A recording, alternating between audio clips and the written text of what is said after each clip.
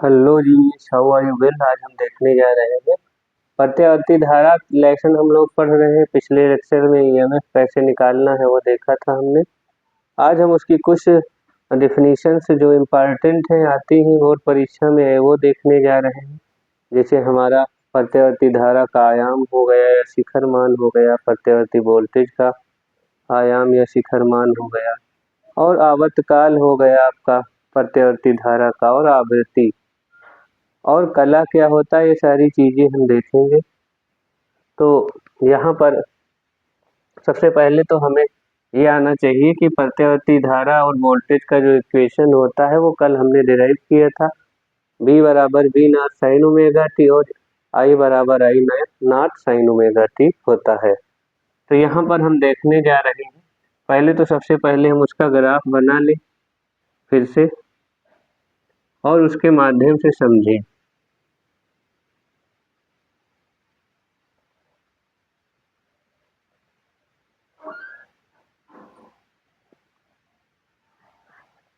तो ये हमारा ग्राफ बन रहा है। ये हो गया B बराबर V not sine omega T का, और हमने कहा था I बराबर I not sine omega T का जो ग्राफ होता है वो थोड़ा नीचे से जाता है, तो वो कुछ नीचे से जाएगा, हल्का सा I गुना कम से जाता है। और जब प्रत्यावर्ती वोल्टेज 0 होगा तभी प्रत्यावर्ती धारा का ग्राफ भी 0 पर आएगा।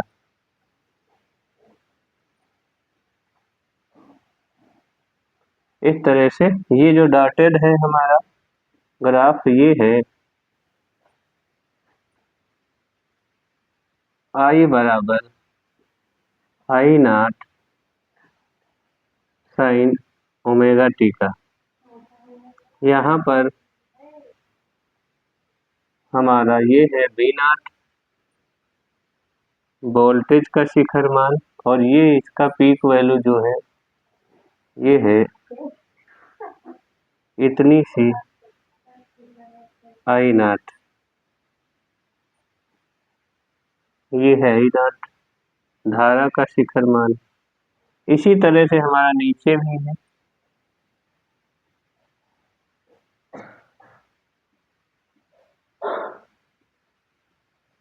ये माइनस का V नॉट, और ये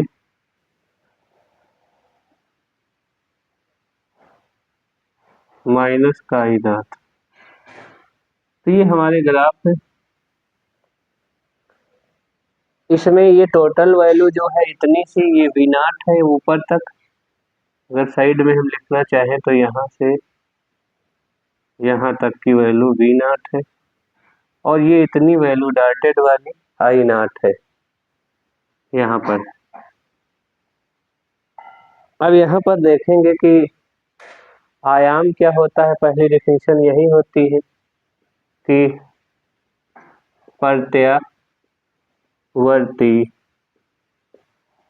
धारा का प्रत्यावर्ती धारा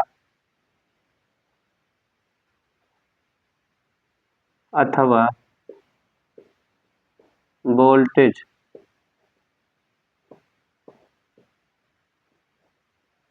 का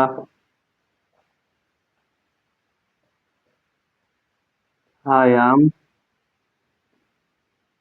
मीन्स एम्पलीट्यूड, आयाम अथवा शिखर मान, आयाम अथवा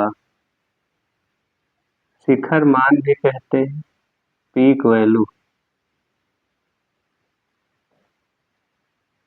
इसे हम लोग I not comma B not या E नॉट से भी हम प्रदर्शित करते हैं। पहला समीकरण हमारा I बराबर E not sine omega T आया था, उसी से बने थे। तो हम यहाँ पर परिभाषा में लिखेंगे प्रत्यावर्ती वोल्टेज जो होती है, प्रत्यावर्ती धारा अपनी एक साइकिल में 2 बार महत्तम मान प्राप्त करती है। तो ये जो महत्तम मान होता है इसी को प्रत्यावर्ती धारा अथवा वोल्टेज का शिखर मान कहते हैं। प्रत्यावर्ती लिख लें, प्रत्यावर्ती धारा अथवा वोल्टेज के महत्तम मान को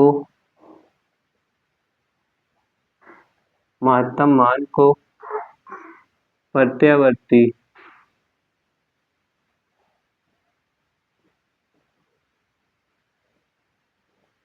धारा वोल्टेज का शिखर मान कहते हैं, का शिखर मान कहते हैं। तो बहुत ही हलवा डेफिनेशन है। अगली डेफिनेशन जो हमारी आएगी इसे हम लोग आई नॉट कामा बी नॉट या ई नॉट से प्रदर्शित करते हैं। दूसरी डेफिनेशन हमारी जो रहने वाली है वो है प्रत्यावर्ती धारा अथवा प्रत्यावर्ती वोल्टेज का आवर्तकाल क्या है, टाइम पीरियड।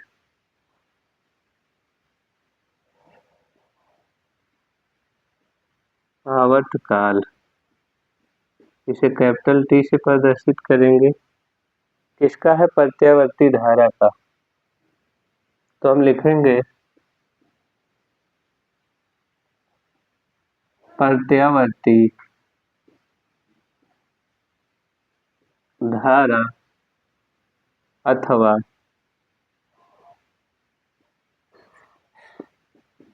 वोल्टेज, प्रत्यावर्ती धारा अथवा वोल्टेज अपनी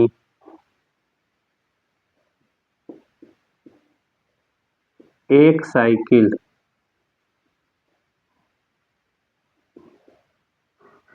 पूरी करने में जो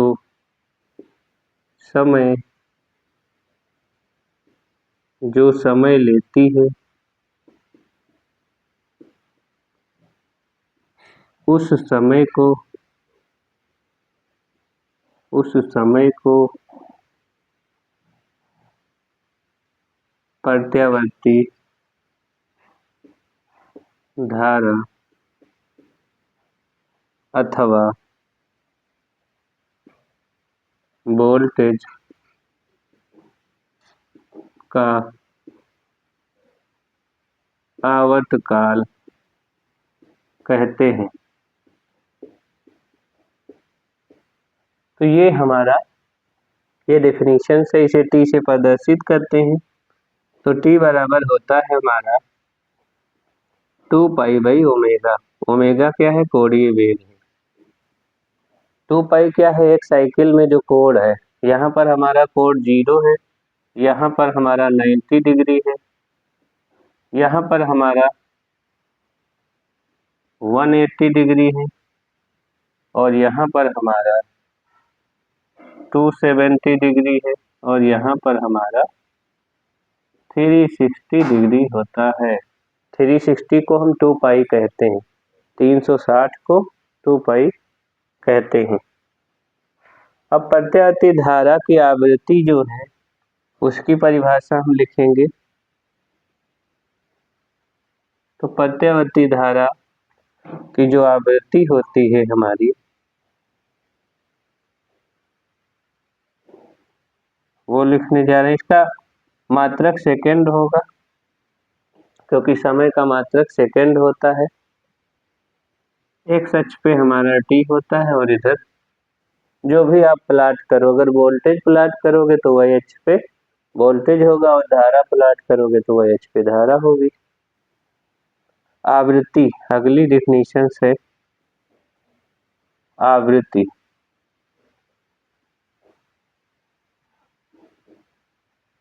इसे हम स्मॉल f से प्रदर्शित करेंगे नॉर्मली। तो यहाँ लिखेंगे प्रत्यावर्ती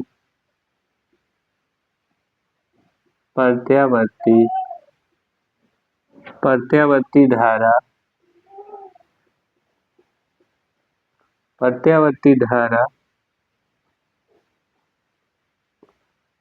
1 सेकंड में जितनी साइकिल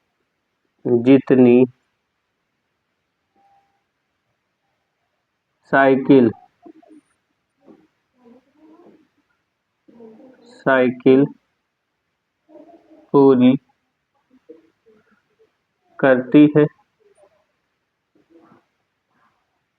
करती है प्रत्यावर्ती धारा 1 सेकंड में जितनी साइकिल पूरी करती है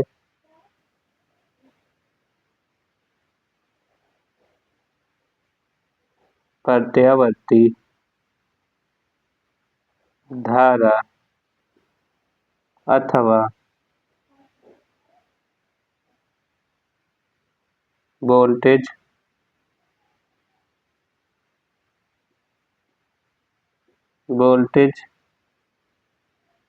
की आवृत्ति कहते हैं। तो ये आवृत्ति बहुत ही आसान है। जो आवृत्ति है इसे आप देख रहे हैं, इससे प्रदर्शित करते हैं हम लोग स्मॉल f से, और इसका जो मात्रक है वो हर्ट्ज या प्रति सेकंड होता है। हम जानते हैं जो f होता है वो 1/t होता है, f बराबर 1/t। तो यहाँ t की वैल्यू रखेंगे तो ये पलट जाएगा, तो यहाँ से आ जाएगा हमारा ω/2π। तो ω/2π हमारा ये मात्रक हो जाएगा f का फार्मूला हो जाएगा, और इसका प्रति सेकंड या हर्ट्ज मात्रक होता है। प्रति सेकंड मतलब या सेकंड इनवर्स कह सकते हो आप। तो ये बहुत छोटी छोटी डेफिनेशंस हैं जो आती रहती हैं हमारी बोर्ड परीक्षा में, और बहुत ही आसान है, आप देख पा रहे हो। इनसे न्यूमेरिकल भी आते हैं, हमारे न्यूमेरिकल्स आते हैं। मान लो टाइम दिया होगा, आवृत्ति पूछ लेगा तो उसका रिवर्स करना होगा, आपको आराम से हो जाएगा। कला क्या होती है? लास्ट डेफिनेशन है हमारी कला मीन्स फेज। तो फेज क्या है? फेज के बारे में हम लोग देखें तो फेज क्या है। तो जैसे यहाँ प्रत्यावर्ती धारा की बात करें और प्रत्यावर्ती वोल्टेज की बात करें हम, तो हम देख रहे हैं कि दोनों की कला सेम है। प्रत्यावर्ती वोल्टेज में जो कला है वो ω/t है, और प्रत्यावर्ती धारा में भी जो कला है वो भी ω/t है, या I0 रहेगा। तो यहाँ पर हम देख पा रहे हैं ये दोनों सेम कला में है। अभी हम आगे और पढ़ेंगे इंडक्टर के लिए, स्वप्रेरण के लिए और कैपेसिटेंस के लिए, तो हम देखेंगे अलग अलग कला होती है। इस केस में जब प्रत्यावर्ती धारा और प्रत्यावर्ती वोल्टेज जो होते हैं हमारे एक ही कला में होते हैं, यानी उनका जो कोण होता है, कोणांक होता है, वो सेम ही होता है, आप देख पा रहे हैं। क्योंकि जब हमारी प्रत्यावर्ती धारा शून्य है तभी वोल्टेज भी शून्य है, और जब प्रत्यावर्ती धारा वोल्टेज अधिकतम है तो प्रत्यावर्ती धारा भी अधिकतम है। इस तरह से हमारा ये एक साइकिल है, ये पूरा क्या है? एक साइकिल है, यानी एक चक्र होता है। इस एक चक्र में हम लोग जो है ऐसी जो आवृत्ति होती है हमारी, ऐसी 50 साइकिल होती हैं घर की लाइट्स में, जो घर में हमारी बिजली आती है उसकी जो आवृत्ति होती है 50 हर्ट्ज होती है। इसका अर्थ क्या है? इसका अर्थ ये है कि इस तरह की 50 साइकिल ये प्रत्यावर्ती धारा यानी बिजली है, ये हमें देती है 1 सेकेंड में। इसीलिए जब हम प्रत्यावर्ती धारा या वोल्टेज को छूते हैं तो बड़ी तेजी से झटका लगता है, यानी हमें बहुत तेजी से, क्योंकि ये आप देख रहे हो ऊपर प्लस, ये नीचे माइनस, ये प्लस माइनस बार बार, कितनी बार, 100 बार बदलता होगा, क्योंकि एक साइकिल में एक प्लस है एक माइनस है, तो 50 बार, 50 बार प्लस में 50 बार माइनस में हमारी आवृत्ति क्या होती है, चेंज होती है, उसका एम्पलीट्यूड बदलता है, प्लस से माइनस, प्लस से माइनस, प्लस से माइनस। इसीलिए हमको बहुत तेजी से झटका लगता है। और एक सेकंड में जो है हमारी जो प्रत्यावर्ती धारा है वो 100 बार शून्य होती है। 100 बार शून्य होने का मतलब है कि जो बल्ब हमारा जल रहा होगा या कोई भी उपकरण होगा, वो 1 सेकंड में 100 बार उसमें वोल्टेज क्या होता है, शून्य होता है। और प्रत्यावर्ती धारा को हम लोग, जो प्रत्यावर्ती धारा है उसका ये सिंबल होता है, आगे हम लोग इस सिंबल से प्रदर्शित करेंगे। कहीं भी ऐसा सिंबल लगा हो तो उसका जितने भी आपके इलेक्ट्रॉनिक डिवाइसेस हैं उन सब में ऐसा सिंबल बना होता है, उसका अर्थ होता है प्रत्यावर्ती धारा। और बैटरी का भी एक सिंबल होता है जो हम जानते हैं, एक बैटरी में जो हम लोग देखे थे, तो बैटरी में एक सेल पॉजिटिव एक नेगेटिव, छोटा वाला नेगेटिव और बड़ा वाला, तो ये बैटरी का सिंबल होता है तुम्हारा, और ये प्रत्यावर्ती धारा का सिंबल होता है। तो ये सारे सिंबल भी हमको पता होने चाहिए कि प्रत्यावर्ती धारा का सिंबल ऐसे बना होगा तो हम समझ जाएंगे कि ये प्रत्यावर्ती धारा है, क्योंकि इसमें प्लस और माइनस फिक्स नहीं होता है। आप देख ही रहे हैं 1 सेकंड में 50 प्लस और 1 सेकंड में 50 माइनस होते हैं। इस तरह से हमारी प्रत्यावर्ती धारा चलती है। तो हम कब प्लस और कब माइनस कहेंगे, इसको हम परसेप्ट ही नहीं कर पाते हैं। जब तक हम प्लस कहेंगे वो माइनस हो गया होगा, और जब तक माइनस कहने वाले होंगे तब तक प्लस हो गया होगा। यानी 1 सेकंड में 50 बार प्लस और 50 बार माइनस हो जाता है, यानी ऐसी 50 साइकिल्स होती हैं ना, तो इसलिए ऐसी 1 सेकंड में 50 चक्र होंगे। 1 सेकंड में आप समझ सकते हो 1 सेकंड में 50 चक्र होंगे प्रत्यावर्ती धारा में। इसीलिए 50 जब प्लस से माइनस होता है तो फिर हमारा वोल्टेज का आयाम बदलता है, प्लस से माइनस। इसीलिए हम लोग अगर प्रत्यावर्ती धारा डेंजरस होती है हमारे लिए, हम छू लें तो फिर खतरा है, बहुत ज़्यादा वो चिपका लेती है। क्योंकि आप देख ही पा रहे हो कि इसमें कितनी तेजी से प्रत्यावर्ती धारा और वोल्टेज का आयाम बदल रहा है, और 1 सेकंड में कितनी बार बदल रहा है, 50 बार प्लस 50 बार माइनस में जाता है, और 100 बार धारा शून्य होती है। यानी कोई बल्ब 1 सेकंड में 100 बार बुझता है, लेकिन ये घटना इतनी तेजी से होती है कि हम जान ही नहीं पाते हैं। वो बल्ब खुद ही कंफ्यूज है कि हम कब बुझें कब जलें। तो ऐसे ही हम लोग भी कंफ्यूज हैं कि वो बल्ब जो है लगातार जल रहा है, 1 सेकंड में अगर 50 बार वो जलता और बुझता है। तो हमने क्या सीखा आज? हमने सीखा कि प्रत्यावर्ती धारा का आयाम, प्रत्यावर्ती वोल्टेज और धारा का आयाम क्या होता है या शिखर मान क्या होता है। तो और उसके बाद हमने आवर्तकाल क्या होता है वो सीखा, उसकी डेफिनेशन बढ़िया अच्छे से सीखी है, ये सब आती है। और उसके बाद उसका फार्मूला T बराबर 2/ओमेगा, और इसका ओमेगा क्या है, कोणीय वेग है, और यहाँ पर इसका मात्रक सेकंड है। प्रत्यावर्ती धारा की आवृत्ति क्या होती है उसकी डेफिनेशन सीखी, और उसका फार्मूला F बराबर 1/T या ओमेगा/2 पाई, ये हमने देखा। और उसके बाद कला क्या होता है, तो कला भी हमने देखा कि जो I बराबर I not sine omega, V बराबर V not sine omega T, और I बराबर I not sine omega T में ये जो ग्राफ है, ये कोणांक ओमेगा टी जो है, ये ग्राफ में समय के साथ कोणांक भी बदल रहा है भाई। तो ये जो ओमेगा टी है, ये ओमेगा टी, इस ओमेगा टी को ही हम कला बोलते हैं। तो हम देख पा रहे हैं, चाहे प्रत्यावर्ती धारा हो चाहे वोल्टेज हो, दोनों में ओमेगा टी क्या है, ये ओमेगा टी सेम है। चाहे प्रत्यावर्ती धारा हो चाहे प्रत्यावर्ती वोल्टेज हो, दोनों में ओमेगा टी का मान बदल नहीं रहा है। इसलिए हम कहेंगे कि प्रत्यावर्ती धारा और प्रत्यावर्ती वोल्टेज एक ही कला में है। यानी कोई भी प्रत्यावर्ती धारा और वोल्टेज जो है, समय के साथ में जो कोण बनाती है, उस कोणांक को ही हम प्रत्यावर्ती धारा और वोल्टेज की कला कहते हैं। समय के साथ ये ओमेगा टी, यानी समय के साथ जो कोण बनाती है, कोणांक बनाती है, उसी के को हम प्रत्यावर्ती धारा और प्रत्यावर्ती वोल्टेज का कोणांक कहते हैं। तो ये डिफिनीशन बहुत बेसिक है, बहुत ही इम्पोर्टेंट रोल प्ले करेंगे आगे वाले लेक्चर्स में।